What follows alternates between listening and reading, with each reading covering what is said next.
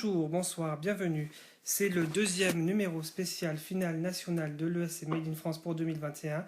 Et après l'Albanie il y a quelques jours, cette fois-ci, on part un peu plus au nord de l'Europe et on s'arrête en Estonie pour l'édition 2021 de l'Estilol. Avec moi aujourd'hui pour en parler, j'ai Adil. Bonjour Adil, bonsoir. Bonsoir. Bonsoir Corentin. Bonsoir. Bonsoir Gwen. Bonsoir. Et bonsoir Arthur. Bonsoir. Et Christine Kalnapenk avec Find a Way.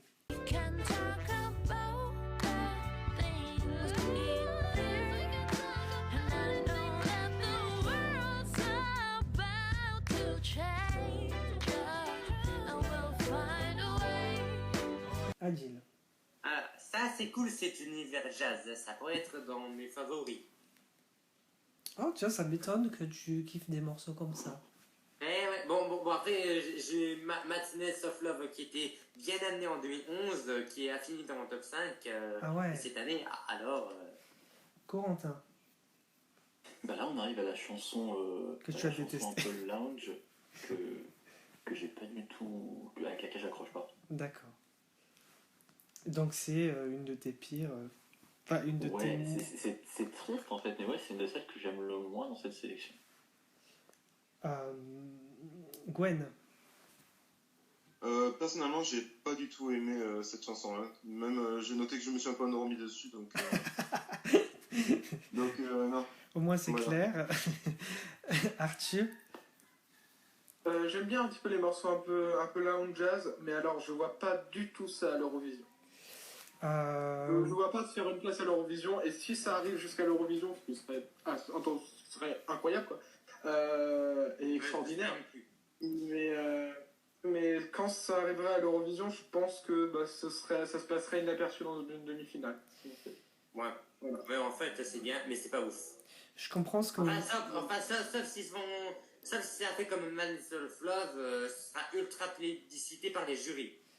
Oui. C'est pas que c'est bien, mais c'est pas ouf, non. Non, j'aime bien cette chanson, elle est assez sympathique, mais je parle en termes de résultats où je pense que la communauté n'accrochera pas. Ah ouais. Donc ce sera pas fait pour marcher. C'est ça la subtilité du débat sur des styles qui sont pas particulièrement répandus à l'Eurovision. C'est qu'on a du mal à les voir faire de très bons classements, parce que bon, on parle beaucoup de Madness of Love, personne s'attendait un jour à voir un truc comme ça faire aussi bien. Après, je sais pas si vraiment les deux se comparent.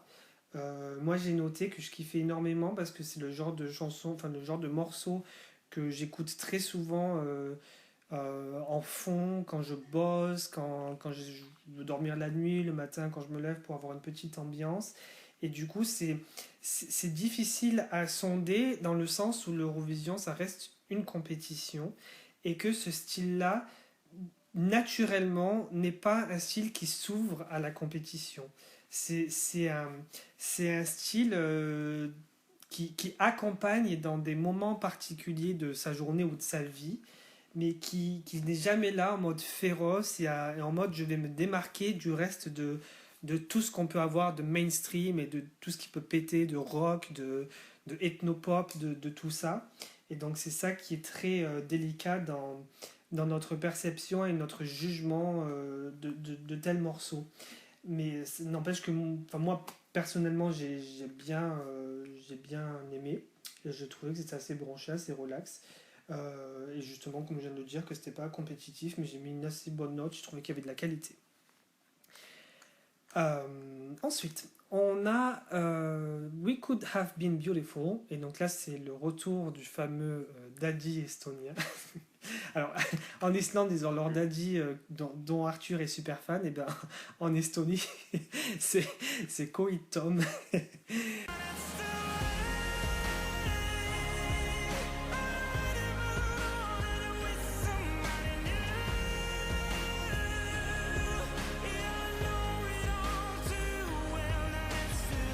C'est réussi, c'est mieux que Verona intrinsèquement. Après, je préfère un peu sa chanson de 98. Corentin.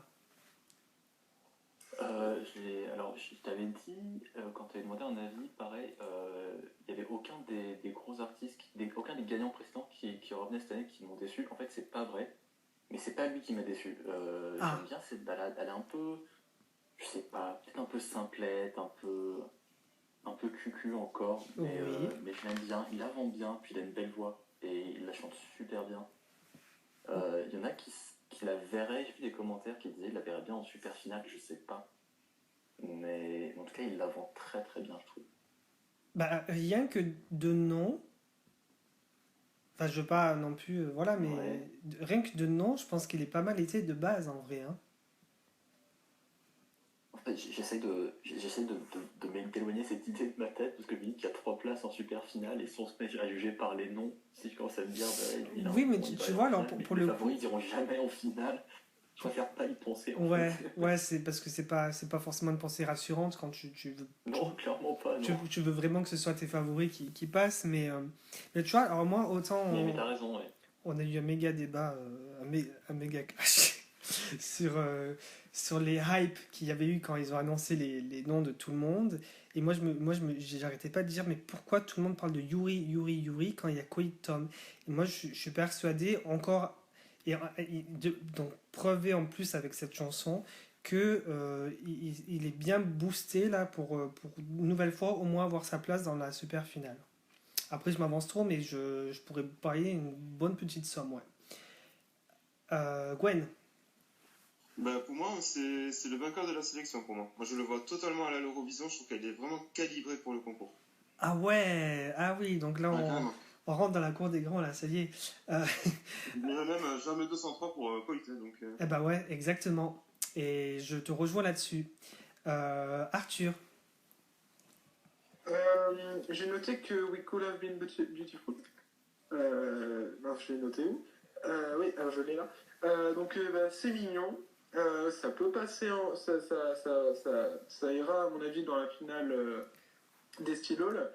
Mais le truc avec cette chanson, c'est que je vais pas vous mentir, je me suis un peu ennuyé. C'est vrai? Mais après, il a une belle voix.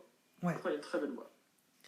Alors, au-delà des prédictions du coup, que j'ai essayé de faire en relevant sur les opinions de Corentin et de Gwen, mon opinion sur la chanson, c'est que donc j'ai trouvé ça ça m'a surpris en fait, parce que souvent, vous savez, quand on a des gens, bon là, Koei Tom, il a fait l'Eurovision, la moitié d'entre vous n'étaient pas nés la première fois. Enfin, souvent, quand c'est des gens comme ça qui reviennent après un certain nombre d'années, on s'attend plus vraiment à une qualité extrême. C'est un peu enfin moi je m'attendais un peu à un cas Charlotte Perrelli au Melody Festivalen. Et c'est en ça que ça m'a surpris parce que j'ai trouvé ça particulièrement bon. Et donc non seulement je trouve que de nom il pourrait être dans le top 3, enfin la super finale, mais même par la chanson elle-même parce que elle se vaut complètement. Comme Gwen, moi je suis d'accord sur le fait que finalement, enfin, moi aussi, c'est celle que j'ai trouvée la meilleure de la sélection, un tout petit peu au-dessus de, par exemple, celle de Egert.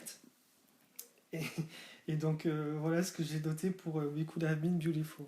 La suivante, c'est Nika Marula qui interprète Calm Down.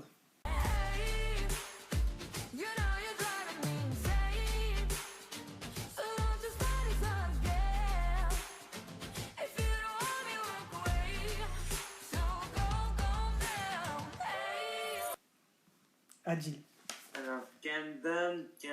C'était la... Ouais, c'est pas trop intéressant du côté de Calm Down. Ok. Corentin.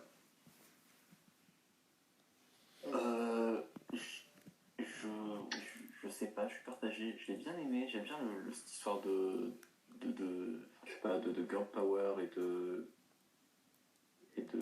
puissance que la chanson transmet. Je sais pas si j'irai la réécouter. Bah, si je te pose la question, c'est que enfin, ça t'a pas marqué. C'est peut-être que j'irai pas. Hein. Oui, voilà, c'est que ça t'a pas marqué Ouais, tant que ça. T'as raison. Gwen. moi, j'ai trouvé ça sans plus, cette chanson. Arthur. Pour ma part, j'ai trouvé que c'était sympathique et que j'aimais bien les chœurs. D'accord. Alors moi j'ai noté, je pense que ce que j'ai noté, ça rejoint un peu ce que Corentin disait. J'ai noté que c'était le genre de chanson dont le live peut faire ou défaire la portée du truc. Et donc c'est en elle-même, la chanson toute seule, assez middle of the road. Je pense qu'il faudra surtout se concentrer sur les choix qu'ils voudront faire sur la représentation visuelle du truc. La suivante, c'est Raël qui interprète Sunday Night.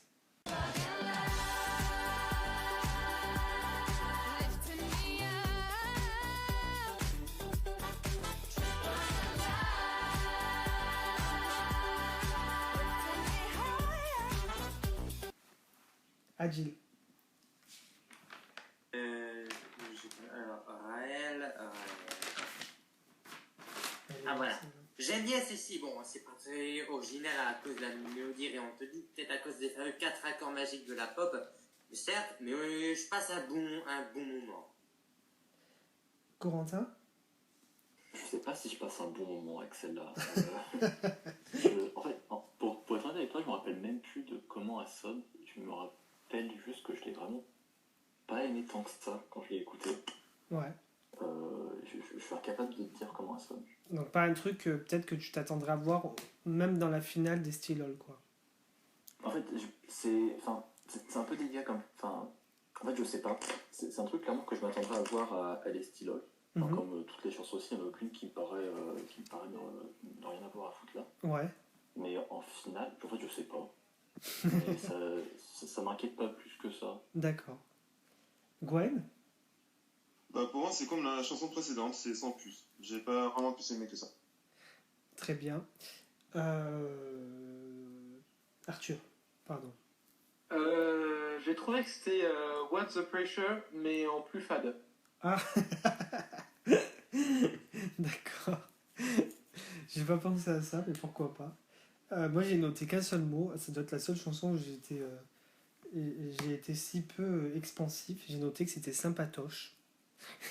Et j'ai mis une note, c'est milieu de sélection pour moi. La suivante, c'est Redel qui interprète Tartu.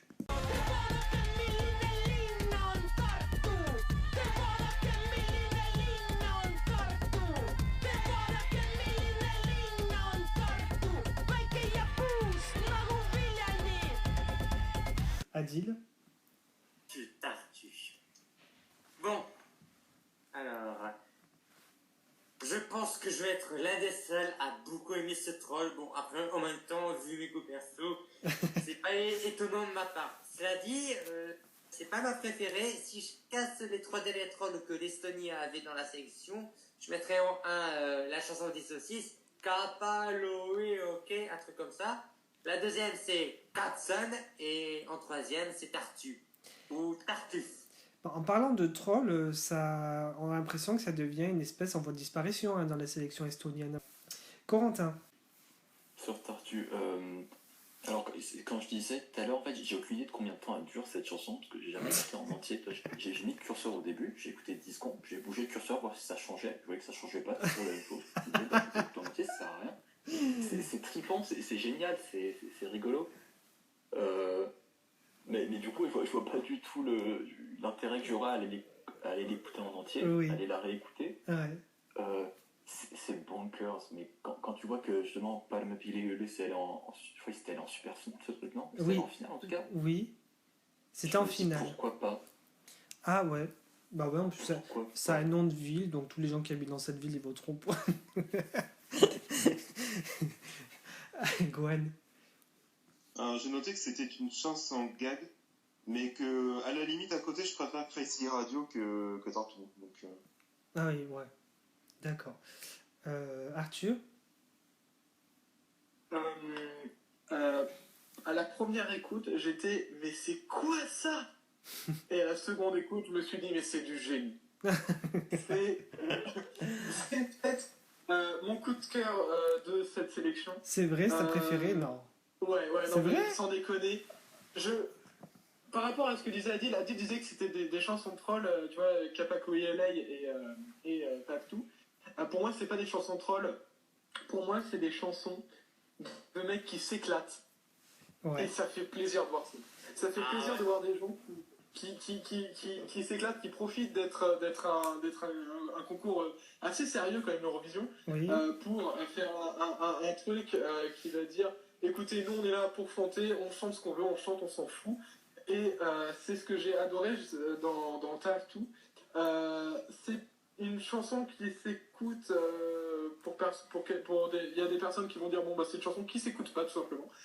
Pour moi c'est une chanson qui s'écoute pour rien que pour l'instru qui est très répétitive et qui rentre très vite dans la tête.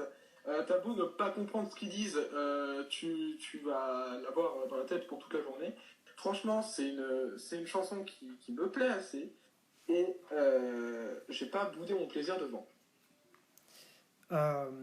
Je pense qu'avec un groupe comme ça, le live risque d'être au moins très divertissant, même si on n'apprécie pas la chanson de base. Moi, j'ai noté que j'ai pas vraiment accroché au truc, mais que je comprends très bien qu'on puisse kiffer. Et comme tu disais, ça peut faire la surprise, vu que dans une sélection comme celle-là, ça ressort pas mal.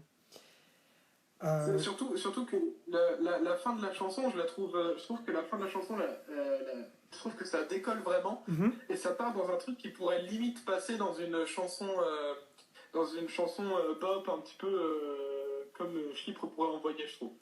Ouais, je vois ce que tu veux dire, ouais. Ok, on va passer à la suivante, c'est Sissi qui interprète Time. Sissi qui avait déjà participé l'année dernière, il me semble, et qui est la fille de Dave Benton qui avait gagné pour l'Estonie en 2001.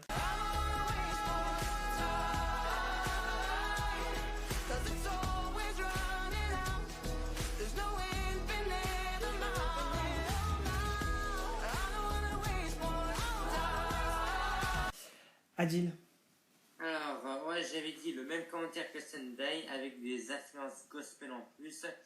Et quant à Sunday Night, ah ouais, bah c'est parfois original, mais avec des influences gospel en plus. Corentin. Je savais pas que c'était la fille de... J'ai oublié son nom. De Dave Benton. Ouais.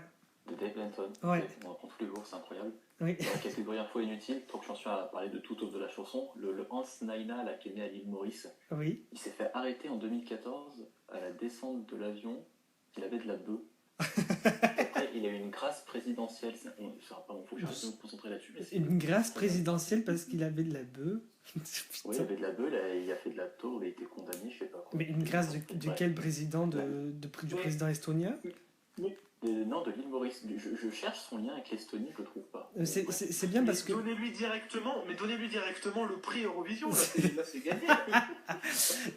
Non mais c'est marrant parce que tu vois, finalement, tu as lancé un truc, Arthur, c'est que même au-delà des hebdomadaires, maintenant même dans les spéciales finales nationales, on fait des infos inutiles. Est-ce que c'est vraiment inutile? Mais non, mais c'est vrai, finalement c'est intéressant à savoir. Bon, je divague. Time, j'aime beaucoup les influences gospel, mais ça manque un peu de punch, je trouve, c'est dommage. Genre, je l'aime bien, ça ne me dérangerait pas de l'écouter, mais je ne sais pas si je vais mettre dans ma playlist cette saison. Très bien. Gwen? J'ai bien aimé cette chanson de Sissi, mais je la verrai en finale de la Stylol, mais je la verrai pas pour le Rosé. D'accord. Arthur? Eh ben, écoutez, Time, déjà j'ai noté qu'elle avait une voix incroyable, mais pour le coup, c'est une chanson qui à mon avis peut créer la surprise et qui peut aller très loin en finale à l'Eurovision. Ah ouais. Vraiment, ça fait partie des deux chansons que, à mon avis, qui peuvent faire un gros résultat à l'Eurovision. Et elle en fait partie et je pense qu'elle peut aller très loin. D'accord, donc extrêmement enthousiaste, ton opinion là-dessus. Moi je suis assez d'accord, je trouve que c'est très stylé, c'est très branché, c'est dans l'air du temps, il y a de la qualité dans ce morceau et on reste accroché tout le long, ce qui n'est pas forcément le cas malheureusement de beaucoup de morceaux cette année dans la sélection estonienne, mais celle-là du début à la fin, moi j'étais à fond dessus et j'ai mis une très bonne note, c'est dans mon top 4 de la sélection de cette année, donc j'y crois aussi Je pense qu'elle a des chances de victoire pour représenter l'Estonie à Rotterdam en 2021. La suivante, c'est Heaven's Not That Far Tonight et c'est Sured Tudrukud.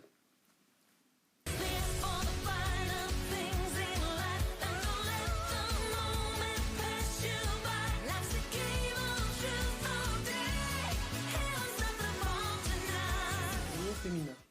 Adil. Ben, elle est bien, sans plus. Bon. Corentin.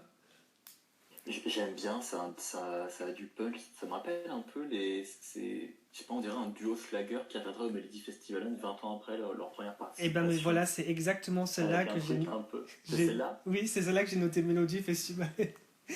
c'est la même chose, je dirais que là, le duo qui revient 20 ans après, c'est Lily et Suzy. Je verrais bien genre Carola et je sais pas moi, Nana Grunwald revenir 20 ans après à chanter ça. Je sais pas pourquoi.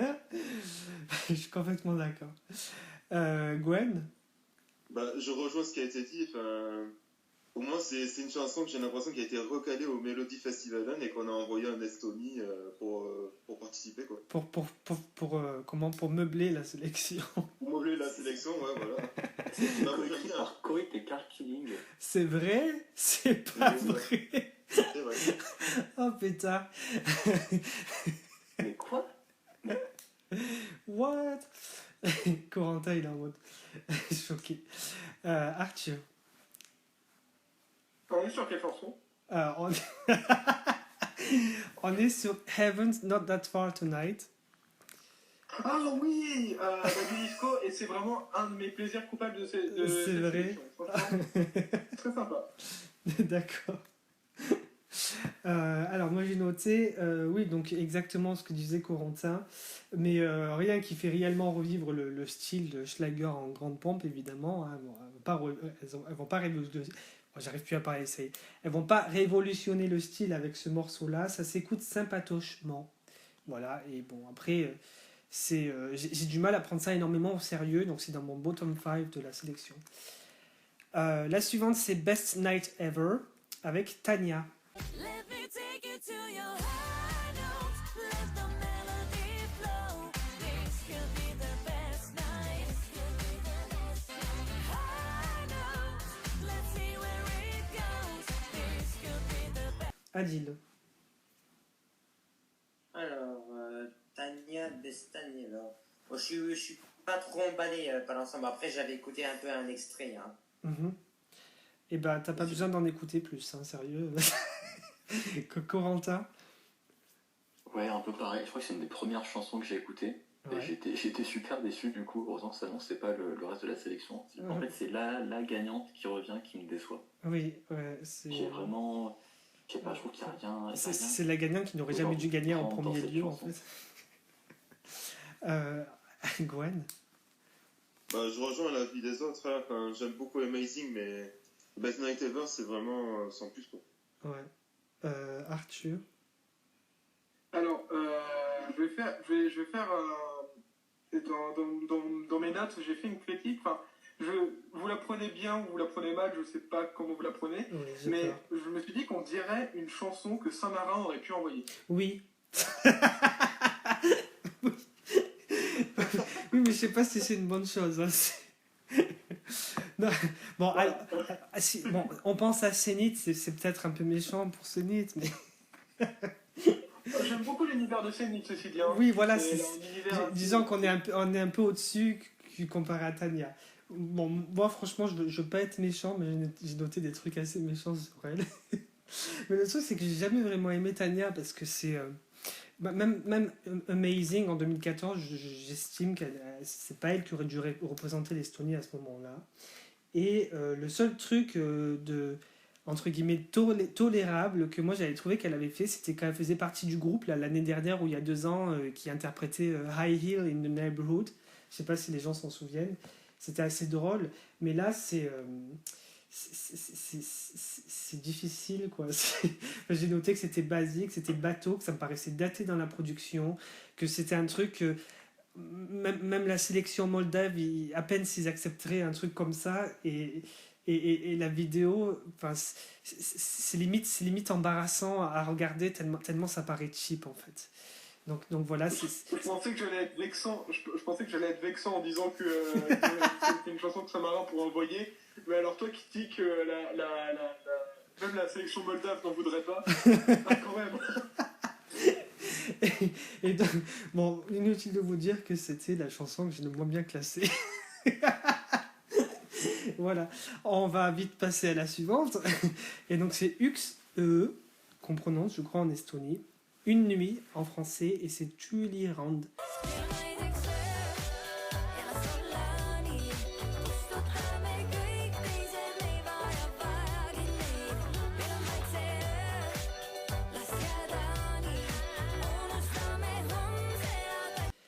Adil.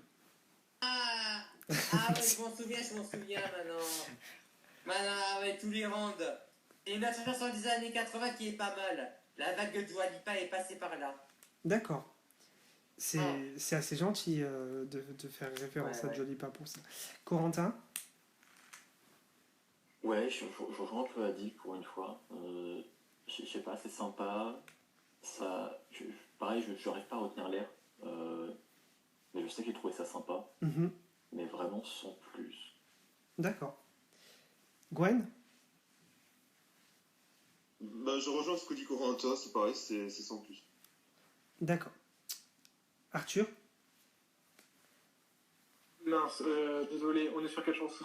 Sur XO de Tulirand. Ah oui, XO. XO. Je pense qu'ils se sont bien amusés à écrire cette chanson. Honnêtement, ça sent qu'ils se sont bien amusés. Mais pour moi, c'est oubliable et ça passe pas la demi de Esquimol. Ah oui, carrément, tu la vois pas se qualifier pour la finale? Non, pour le coup, non. D'accord. Après, tout peut arriver, on est en Estonie. Ouais. Moi, je dirais l'inverse. C'est une des meilleures chansons de la sélection cette année. Je l'ai dans mon top 6-7 des 24. Le premier tiers, j'ai trouvé qu'il y avait une bonne vibe, que c'était en fait une version réussie de ce que Tania voulait faire. Voilà. La suivante, c'est Chaos par UQ Asma.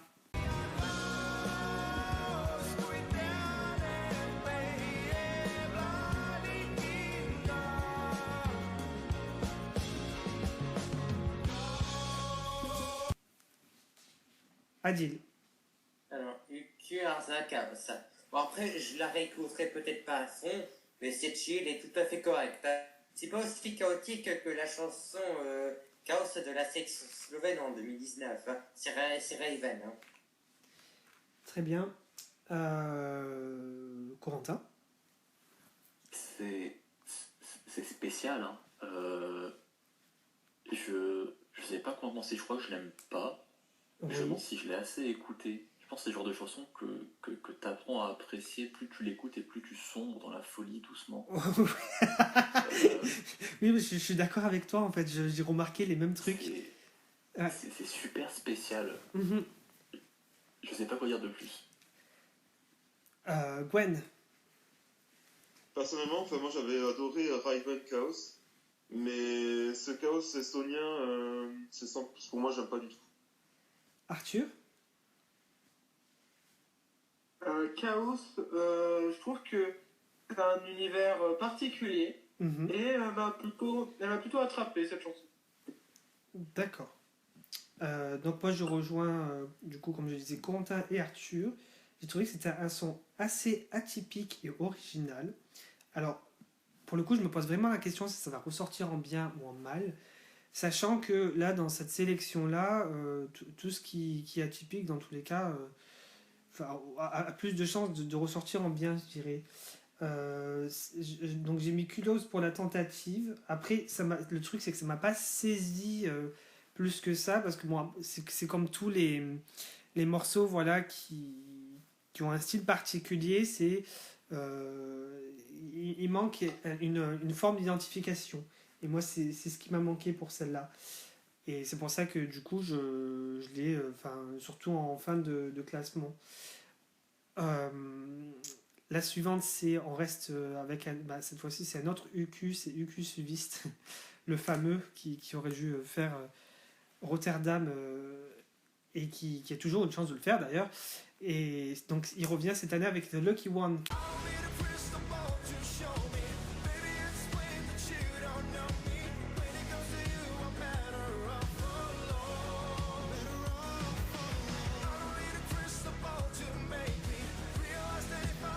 Adil. Alors, c'est mieux que What Love Is, et il sera mieux accueilli dans les tops s'il sera choisi. En tout cas, il subira moins en moins bashing de la part des Eurofans. Corentin. Alors, l'an dernier, j'avais adoré What Love Is, mais pour toutes les mauvaises raisons. Parce que c'était une balade cheesy, super dramatique. Et ce genre de truc, je suis très fan, je suis très très bon client, mais pour toutes les mauvaises raisons. Enfin, je peux pas, c'est pas un truc que je prends au sérieux et pour lequel je vais voter à l'Eurovision, mais j'avais adoré. Ouais. Là, cette année, c'est marrant, les gens ont l'air de préférer celle-là. Je trouve que c'est une continuation assez logique. La pomme n'est pas tombée très loin de l'arbre. Je trouve qu'on est toujours dans, le même, dans la même région. Je la préfère aussi. Et au final, c'est une de mes préférées dans cette sélection. Peut-être parce qu'il y a encore ce côté un peu cheesy, un peu dramatique, mais c'est pas une balade. Ouais.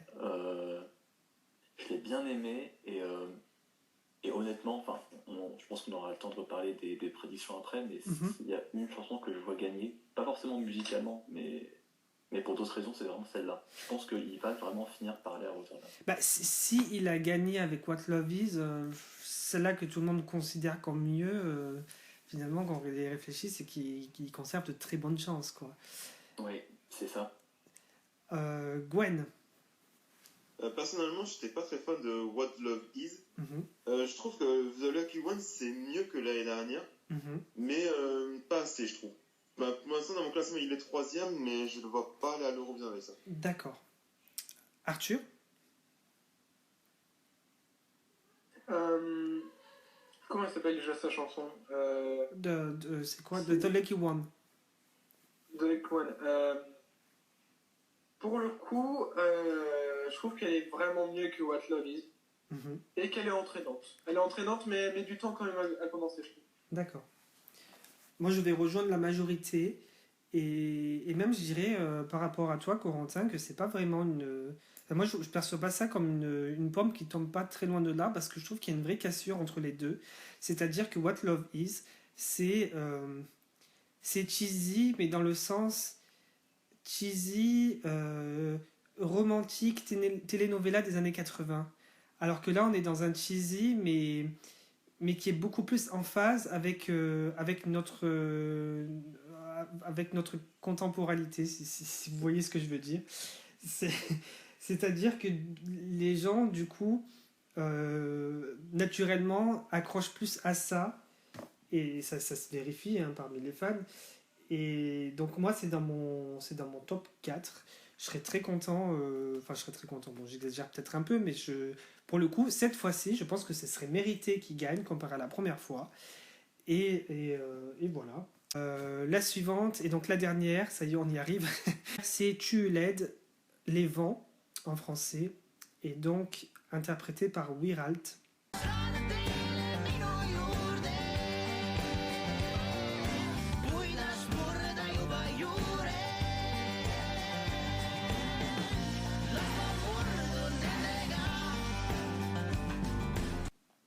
Est-ce que les vents t'auront porté, Adil? Bah, pas trop. Bah, parce que ça fait son taf dans le style country pour la diversité, sauf que c'est pas ouf dans l'ensemble. Ouais, ça va pas trop marquer. Corentin? Je suis pas très country de base, donc je vais avoir du mal à vraiment accrocher avec celle-là, mais au final, dans le style, je la trouve pas mal. Ouais. Gwen? En fait, c'est celle que je disais qui ressemblait à Atona Win M, mais je trouve ça un peu ennuyant. Je suis pas fan du tout. Arthur? Une chanson country simple mais efficace. D'accord. Moi, j'ai noté que c'était sympathique. C'était une chanson assez cool dans le style country. Rien de particulièrement mémorable. Donc voilà. Bon, après, ça peut quand même accrocher. Ça s'écoute. on verra en fonction des choix qu'ils feront pour la présentation live, parce que très souvent, les chansons qu'on peut trouver très middle of the road, très modérées comme ça de base, sont très souvent, étoffées visuellement par des trucs très sympathiques en live qui ont tendance à faire exploser du coup leur qualité niveau résultat. Donc voilà, en gros, ce qu'on pouvait dire pour la sélection estonienne et Silol de cette année. Je vais peut-être éventuellement faire un tour final des micros pour savoir quels seraient vos 2-3 favoris à chacun et éventuellement essayer, ça va être compliqué, de faire une synthèse de l'ensemble du groupe pour pouvoir déterminer ce qu'on a vraiment préféré nous tous. En général. Adil, quels seraient tes 2-3 titres préférés de cette sélection? La conclusion de ce niveau, c'est une bonne sélection. Après, même s'il n'y a pas beaucoup de chansons qui sortent du lot pour Rotterdam, les favoris sont Tartu, Uku, Find a Way, Sunday Night et Wingman. Voilà. Là, tu m'en as donné 5. Corentin, 2-3 favoris? 2-3 favoris, j'en ai 3. Gramophone avec Lost in a Dance. En deuxième, la chanson de Edgert, Free Again. Ouais. Et en troisième, je mettrais Uku. Pas Chaos, Uku de Lucky One. Ok. Gwen. Pour moi, je mettrai en numéro 3 Uku Subitse. Oui. En 2, Carly Killing. Et en 1, Koitume. Ok. Arthur. Pour moi, ce serait en 1, Tartu de Redel. Ouais. En 2, Lost in a Dance de Gramophone. Oui. Et en 3, Heaven Not That Far Tonight de Soured Tudrukud, voilà. Pardon.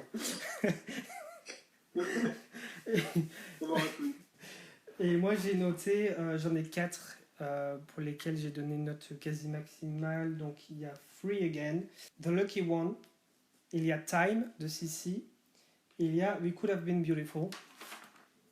Ce qui fait que dans l'ensemble, c'est Uku qui va retourner à Rotterdam. Sur nos 5, finalement, on est quand même 3 à le nommer dans nos favoris, donc c'est pas négligeable. Après, au-delà de ça, qu'est-ce qu'on pourrait dire d'autre? Quand même, Tartu est oui, dit 2 fois, je dis ça, oui, je dis rien. Oui, mais oui, avec moi, j'allais le dire. Bon présage, hein. Gramophone aussi, dit 2 fois. Tartu est nommé 2 fois, Gramophone, Lost in a Dance, et on a aussi Free Again qui est nommé 2 fois. Donc voilà, au-delà du coup, on a d'autres outsiders, entre guillemets, qui sont prêts à tirer la bourre à Uku Subiste. Donc attention, chaud aux fesses pour l'Estonie cette année. En tout cas, merci de nous avoir écoutés sur ce numéro spécial Estonie. Et tout ça en n'oubliant pas évidemment d'appuyer sur le bouton s'abonner ou sur la petite cloche, ou les deux, tant qu'à faire. N'hésitez pas à nous sonner notre cloche pour avoir toutes les notifications des vidéos pour le ESC Made in France dès qu'il y a un nouveau podcast qui sort. Merci d'avoir été avec nous, Adil, ce soir pour l'Estonie. Merci beaucoup. Merci, Corentin. Oui, merci. Merci, Gwen. Merci beaucoup. Et merci, Arthur. C'est moi qui vous remercie. Et donc à très vite pour un nouveau numéro de l'ESC Made in France. Bye bye. Allez, à ciao, bonsoir. Bonne soirée.